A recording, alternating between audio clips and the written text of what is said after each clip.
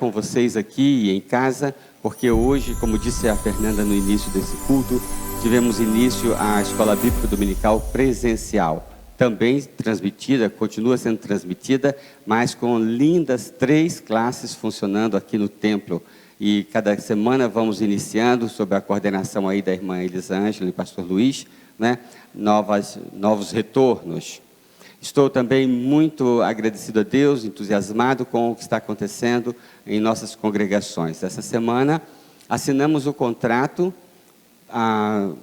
do aluguel do melhor, creio, o melhor centro de convenções da cidade para a nossa congregação em Itaipava.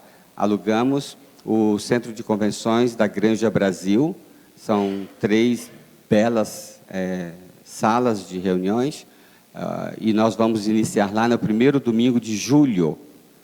E no último domingo de julho devemos, se os irmãos concordarem, devemos ir toda a igreja para lá, para iniciarmos solenemente a Igreja Batista de Itaipava, tá bom? Que estão chamando de Casa Viva Igreja Batista de Itaipava. Já com dezenas de pessoas cultuando semanalmente.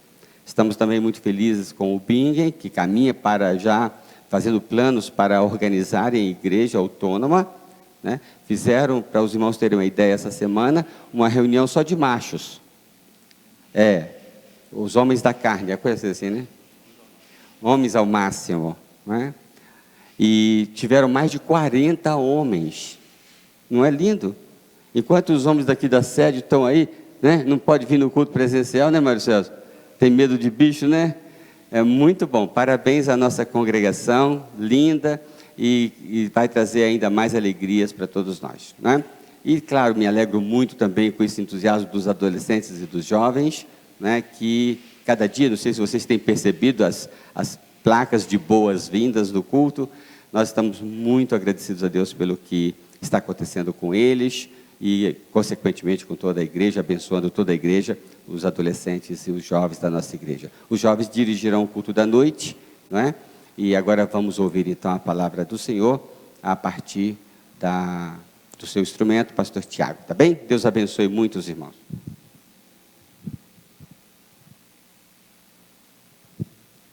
Quase que eu falo boa noite de novo, mas eu sei que é bom dia. Bom dia a todos. É um prazer enorme.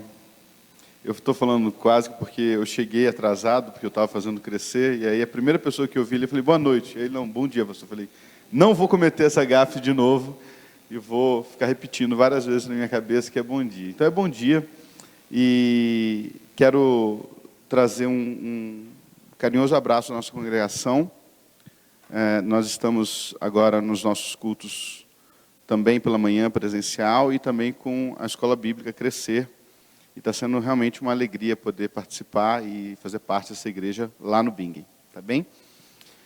Hoje eu quero trazer uma reflexão sobre a palavra de Deus, em Marcos capítulo 10, versículo 35.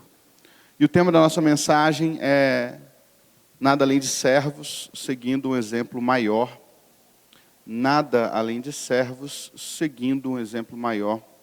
E antes de ler o texto, eu gostaria de refletir um pouquinho com os irmãos sobre essa compreensão que o apóstolo Paulo traz e insere na vida da igreja cristã nesse primeiro século, que é essa compreensão de servos de Deus, escravos de Deus, doulos, escravos de Deus.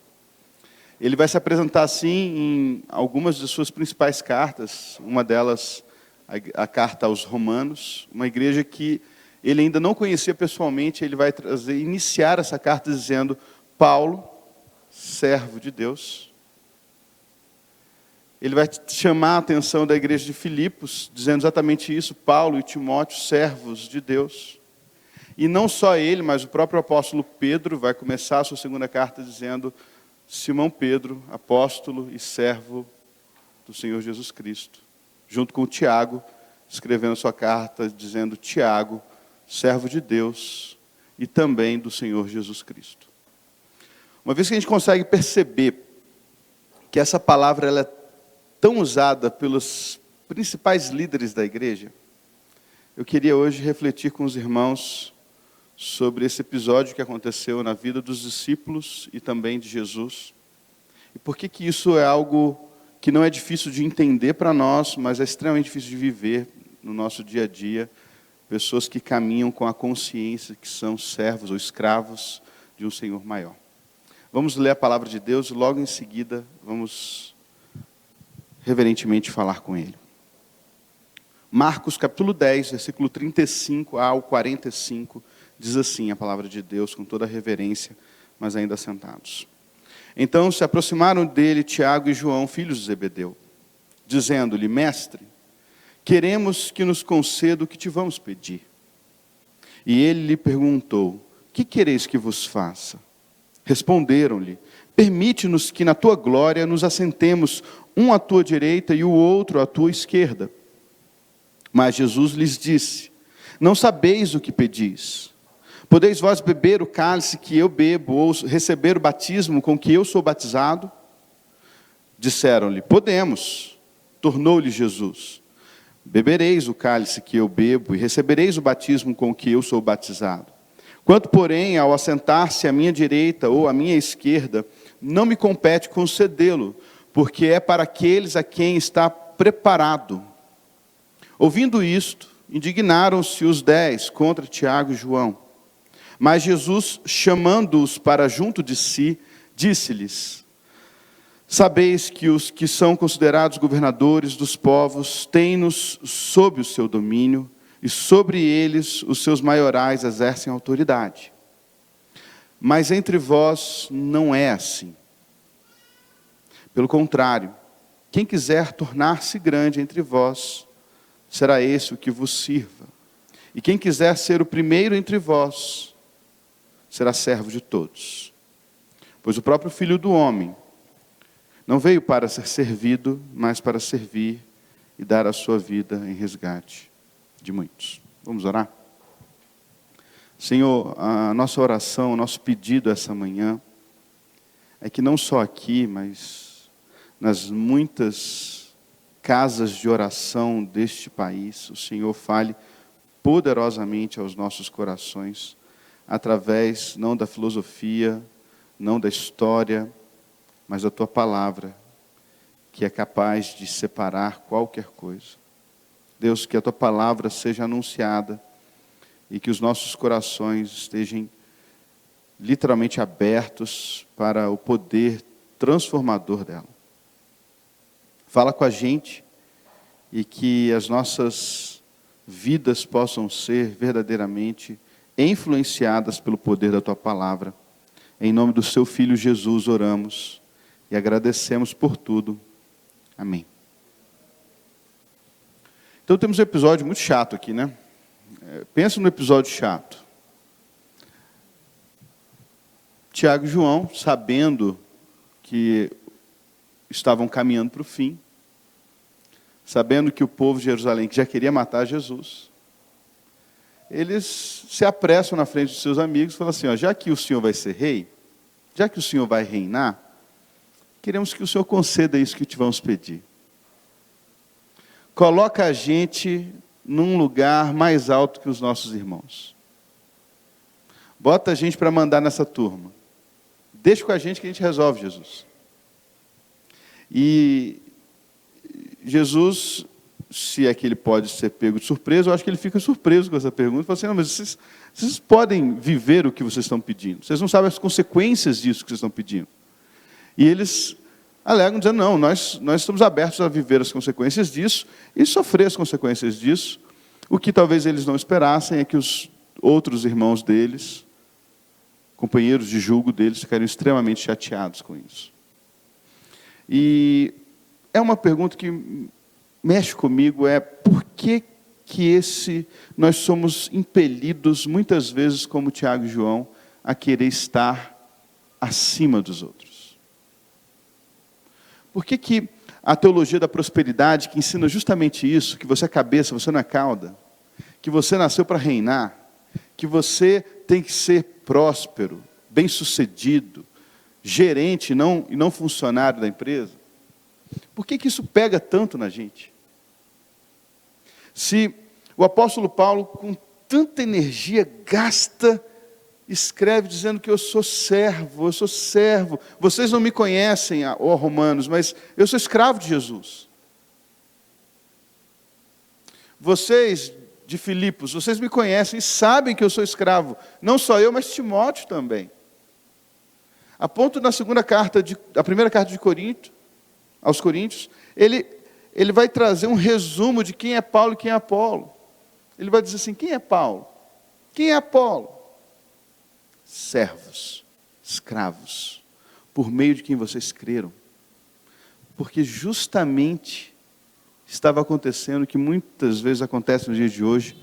Pessoas estavam colocando os homens em pedestais. Pessoas estavam confiando na capacidade do ser humano em se aproximar de Deus, em te explicar de uma forma que você entenda o que Deus quer para a sua vida. E aqui nós começamos a perceber que não é algo que acontece em um ou em outro, mas é algo que parece que está intrínseco na natureza humana. Nós queremos sempre estar melhor do que os outros. Esses homens andaram 3 anos com seus irmãos.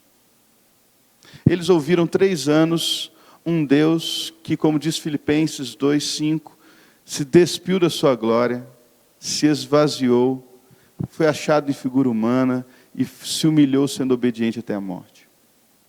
Eles tiveram os mesmos contatos com esse Jesus que priorizava o outro do que a si mesmo. E mesmo assim, estes homens queriam estar acima dos seus irmãos.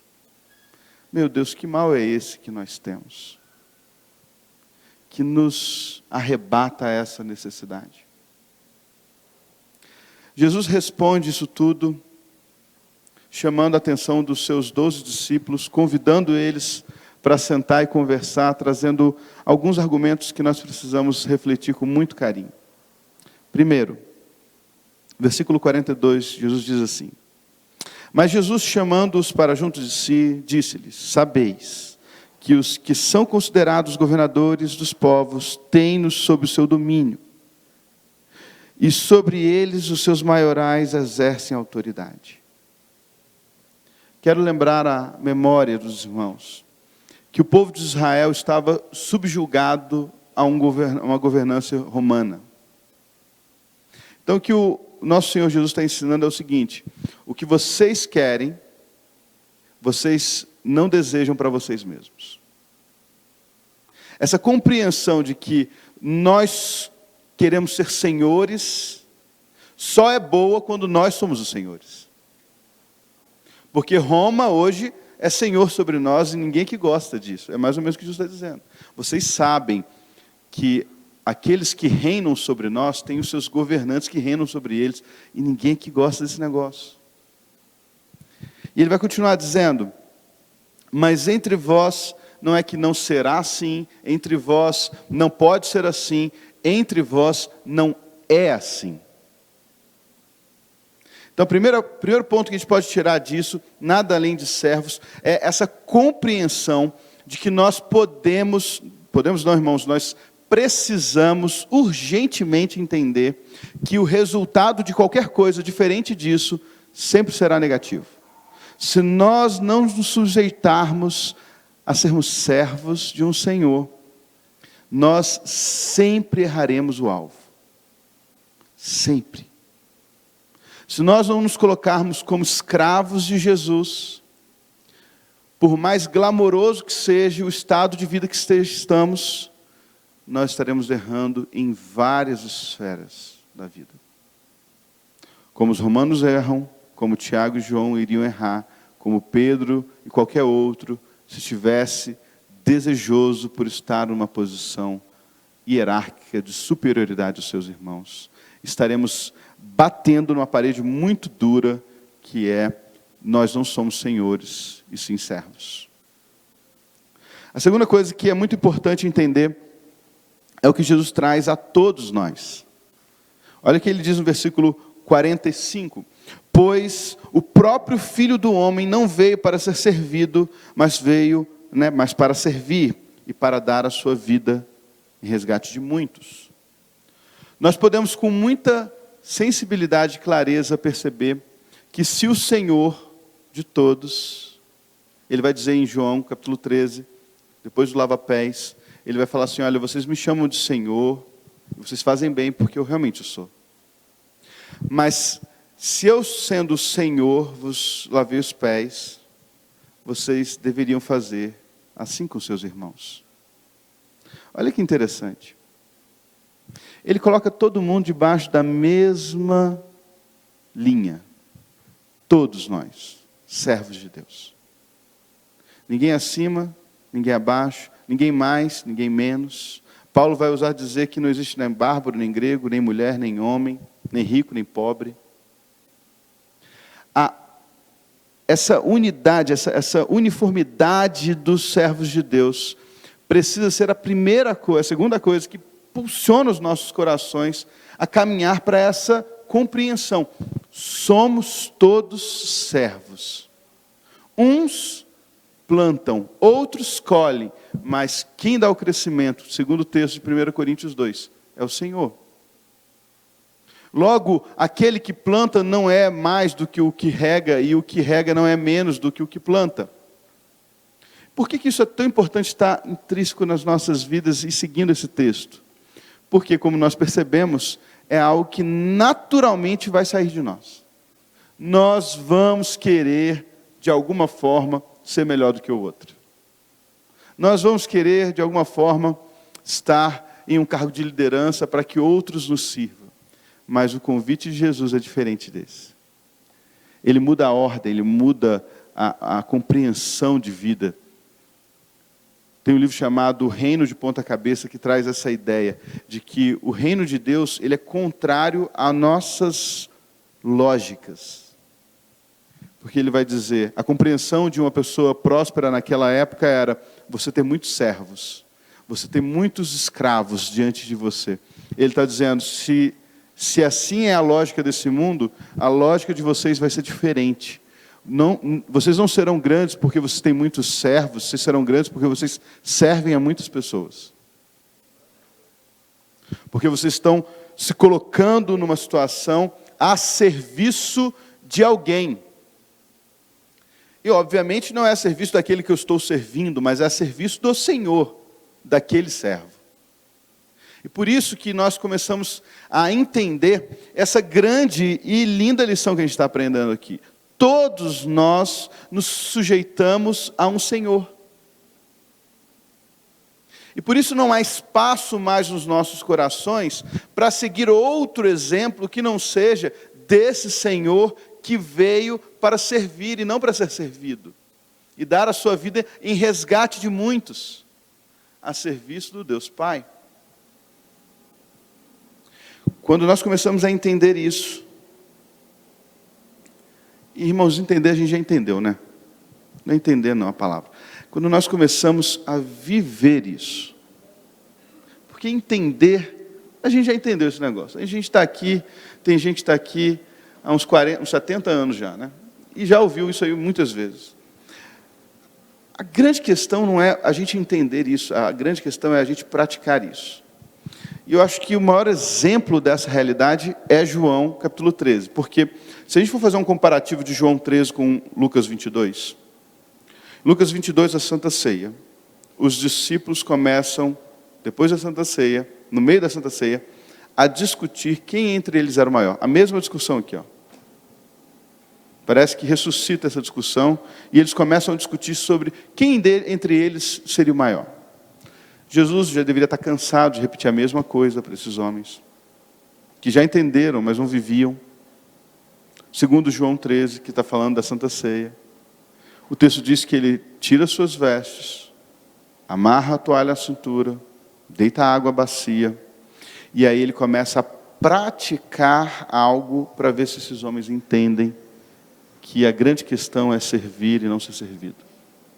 A grande questão é você e eu estarmos sujeitos a estarmos prontos a servir os nossos irmãos por amor ao nosso Rei e não por ser servidos por amor a nós mesmos. Porque essa é a matemática. Se você não se abre a servir, você não está se abrindo a servir o seu Deus. Você está se abrindo a se servir, a ser servido.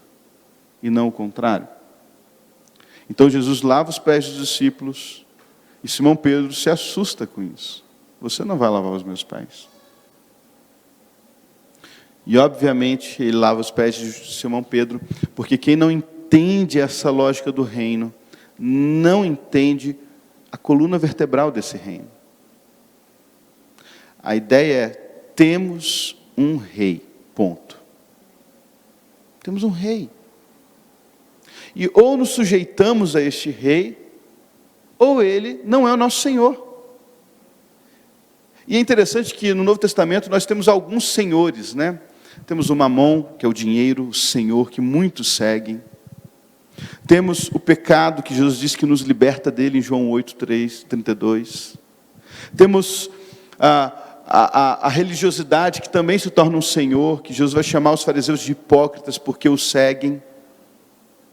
Mas esse Senhor Jesus, ele não está aberto a não ser servido. Então, quando a gente olha Jesus dizendo, o próprio Filho do Homem não veio para ser servido, mas para servir, ele está te convidando a seguir esses mesmos passos, esses mesmos exemplos, essa mesma forma de viver e de agir desse Senhor Jesus, que você não e eu também não vamos viver porque sabemos disso, mas porque vivemos isso. Quanto você tem servido a esse Deus? A ponto de se colocar a serviço dos seus irmãos. Quanto nós estamos dispostos a nos humilharmos?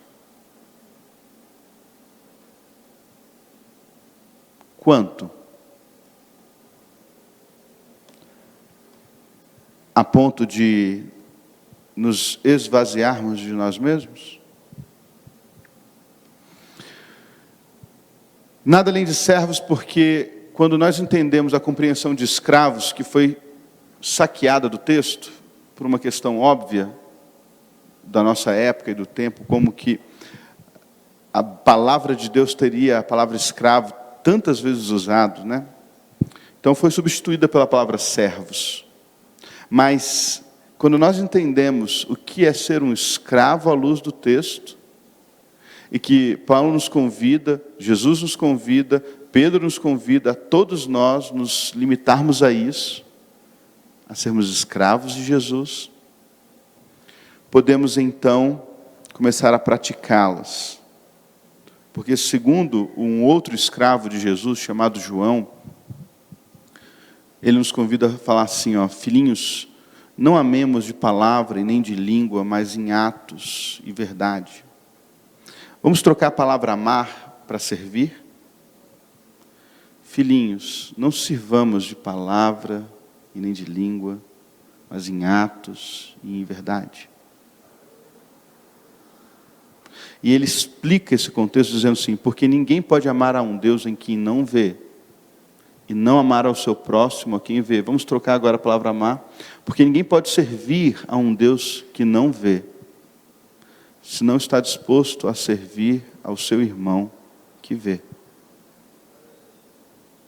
Então, a compreensão de servos, ela precisa estar tão entranhada em nós, que passamos de pessoas que compreenderam o texto, para pessoas que vivem esse texto a serviço de um Deus.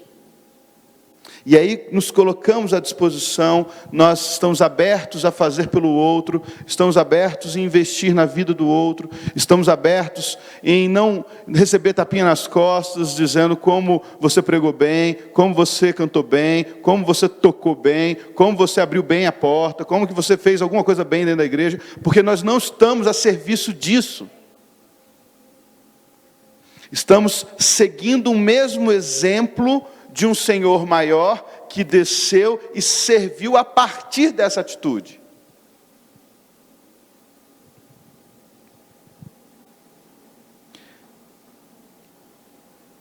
E eu queria terminar trazendo a urgência que Jesus traz nesse texto. Entre vós não é assim. Tem coisa que é muito importante fazer. Tem coisa que é extremamente importante fazer. E tem coisa que, se você não fizer, tudo vai dar errado. É uma questão de prioridades, né? Quando você está estudando para a prova, tem, né, aquilo que você tem que estudar, que você sabe que vai cair na matéria, aquilo que é importante você entender para você poder usar na resposta, e aquilo que talvez você nunca use. Mas você tem que ir nas questões de prioridades. Qual prioridades foi para Jesus? Será que a gente consegue lembrar? Vamos lá.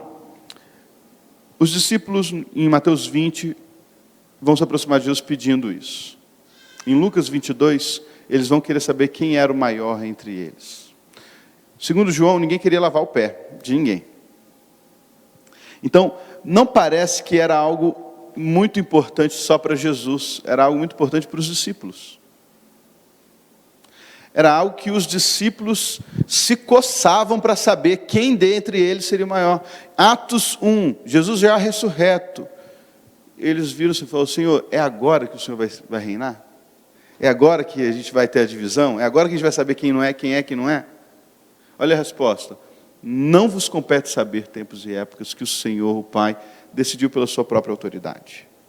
Mas vocês serão revestidos de poder e vocês vão pregar o Evangelho.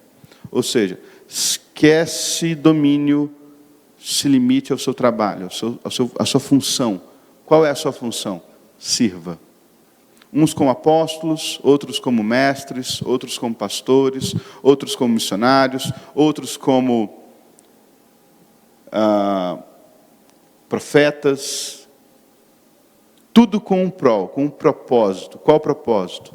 Edificação dos santos, aprimoramento da igreja, crescimento de um reino que é de um rei. No final, essa urgência só não pode ser urgência se nós não entendemos a compreensão de reino, a compreensão de quem é o verdadeiro Senhor. Jesus fala muito sobre isso. Ele vai falar assim: olha, não olhe o cisco no olho do seu irmão, por exemplo. Qual é a lógica dessa compreensão? A compreensão de Mateus 7 é: você tem algo maior que te impede de ver. Como que você quer ver uma coisa tão minúscula no olho do seu irmão?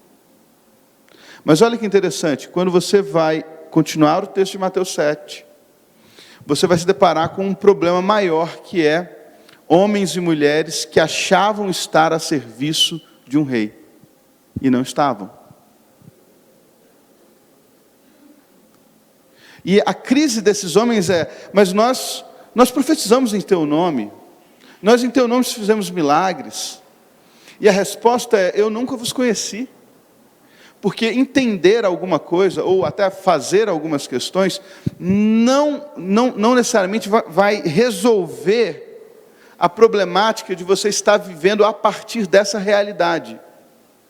A partir da realidade que eu tenho um Senhor que me convida a abrir mão dessa vida, me convida a abrir mão dos meus princípios, das minhas vontades, me convida a abrir mão do meu ego, desse meu negócio que bate dentro de mim, dizendo que você é muito bom, que você é o cara, que você é a mulher, que você é a mais bonita, que você é a mais rica, que você é a mais legal, ou que você é o mais inteligente. E nos torna urgentemente pessoas limitadas e dependentes de um Senhor que faz tudo em nós. João 15, versículo 5. Eu sou a videira, vocês são os ramos. Quem permanecer em mim e eu nele, esse dará muito fruto, porque sem mim nada podeis fazer. Já percebeu como que é humilhante esse texto? Humilhante. Porque os servos de Deus não são convidados à arrogância, eles são convidados à humildade mesmo. O servo não pensa no que ele tem. É o que Paulo está dizendo a Timóteo: quando você é alistado, você não pensa em outra coisa a não ser fazer aquilo que o seu alistador te convidou a fazer. Mas nós entramos em um looping frenético e doido de acharmos que o que realmente importa na caminhada cristã sou eu. E aí não tem jeito. Aí a gente vai cantar aquela música dizendo que quem não te ajudou na prova vai se arrepender, porque quando você está vencendo, as pessoas vão querer estar perto de você. Por quê? Porque no final eu sou o resultado. E os outros são os meus servos. Estão aqui ou para me elogiar, ou para me bajular, ou para me ajudar. E o Evangelho é bem diferente disso. Não tem nada a ver com isso. Tem uma música que talvez seja uma das músicas mais verdadeiras que diz: não é sobre nós. E é um fato. Olha o que Romanos 11 vai dizer. Porque dele... Vamos repetir esse texto? Abre sua Bíblia aí em Romanos 11.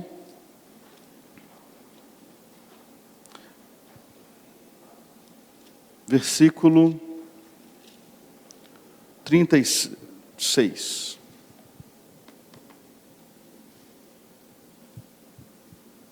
Vamos ler juntos. Podemos ler juntos. Porque dele, e por meio dele, e para ele são todas as coisas. A ele, pois, a glória eternamente. Amém. Porque dele, por meio dele, e para ele. Percebeu que o eu não apareceu em nenhum momento aí? O eu não aparece em nenhum momento no texto, porque o eu não está no texto. João 1, no princípio era o verbo estava com Deus, o verbo era Deus, todas as coisas foram feitas por intermédio dele, e sem ele nada do que foi feito se fez. É tudo dele, para ele, por ele, e ele mesmo fez para ele mesmo.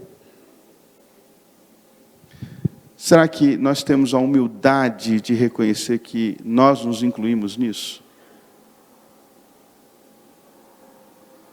Que as nossas vidas não são para nós mesmos? Só escravos entendem isso. Seja um. Nada além de um escravo. Por mais que doa no seu ego isso, é o que o texto está dizendo. Sejam servos uns dos outros. Nossa oração precisa ser: Deus, nos faça escravos uns dos outros. Nos faça escravos uns dos outros. Que eu esteja a serviço de vocês e que vocês estejam a serviço de mim, para que o Rei reine entre nós. Porque isso é o convite dele. Simples assim. Teve um escritor famoso que escreveu um livro que eu invejo o nome desse livro até hoje. Evangelho puro e simples. Porque é muito simples, só é difícil, mas é simples. Quanto mais escravos nos tornamos, mais cumprimos o convite do Evangelho nessa esfera da vida. Que sejamos simplesmente servos. Curva sua cabeça, vamos falar com o nosso Deus. Senhor, muito obrigado pela oportunidade que temos de refletir sobre o Teu texto, a Tua santa palavra. Muito obrigado, Deus, porque podemos ser confrontados com essa realidade. Muito obrigado, Deus, porque podemos ser confrontados com um viver diferente do que temos vivido. E que cada dia mais possamos crescer em intimidade com a Tua palavra, em intimidade com o Senhor, e sermos moldados a ela, ó Deus. É em nome de Jesus Cristo, nosso Senhor, que oramos. E agradecemos porque Teu é o reino, o poder e toda a glória para sempre. Amém, Senhor.